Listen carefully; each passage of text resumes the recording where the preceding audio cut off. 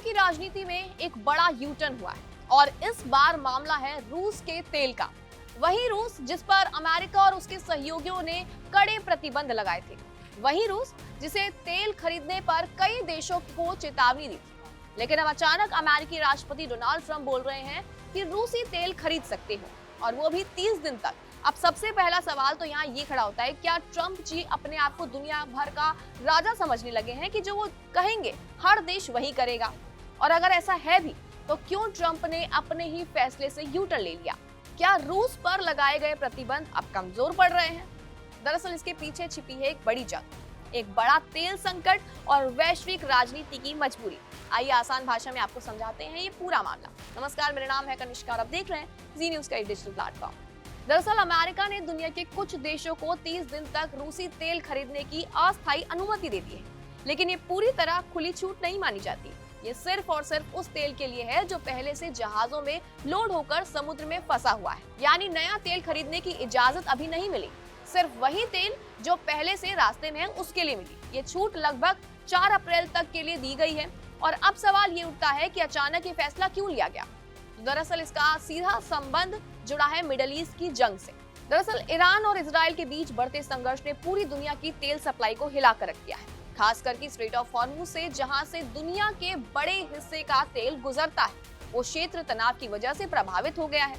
और इसका असर ये हुआ है कि दुनिया में तेल की सप्लाई कम होने लगी और कीमतें तेजी से बढ़ने लगी।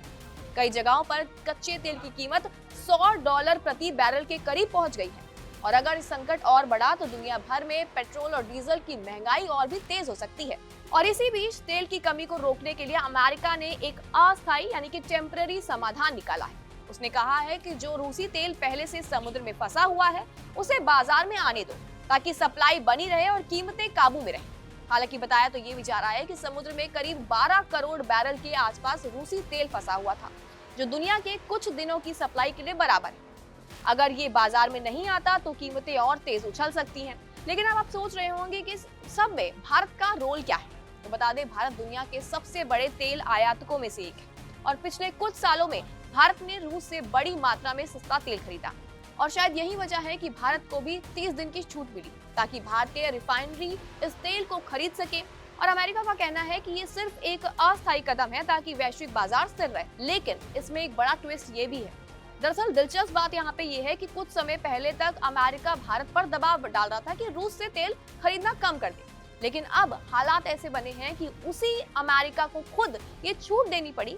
यानी कि ऊर्जा संकट के सामने राजनीति भी कभी-कभी झुक जाती है। इसको आसान भाषा में ऐसे समझें कि मिडिल ईस्ट में युद्ध बढ़ा तो तेल सप्लाई प्रभावित हुई, कीमतें तेजी से बढ़ने लगी, बाजार में कमी पैदा होने लगी और इस संकट को संभालने के लिए अमेरिका ने अस्थायी तौर पर रूसी तेल की बिक्री की अनुमति दी। लेकिन अब सवाल ये है, क्या बार बार ट्रंप हमें अनुमति देंगे? क्या हम सच में ट्रंप की अनुमति की जरूरत है? हालांकि इस सब में एक बात तो बिल्कुल तय है कि दुनिया में चाहे कितनी भी बड़ी पाबंदियां क्यों न लग जाएं, लेकिन जब बात तेल और अर्थव्यवस्था की आती है तो बड़े बड़े देश भी अपने फैसले बदलने के लिए मजबूर हो जाते हैं। क्या लगता है आपको इस रिपोर्ट के बारे में? कमेंट सेक्शन में अपनी राय जरूर दें और तमाम ऐसी जानकारियों के लिए बने रहिए उसके साथ।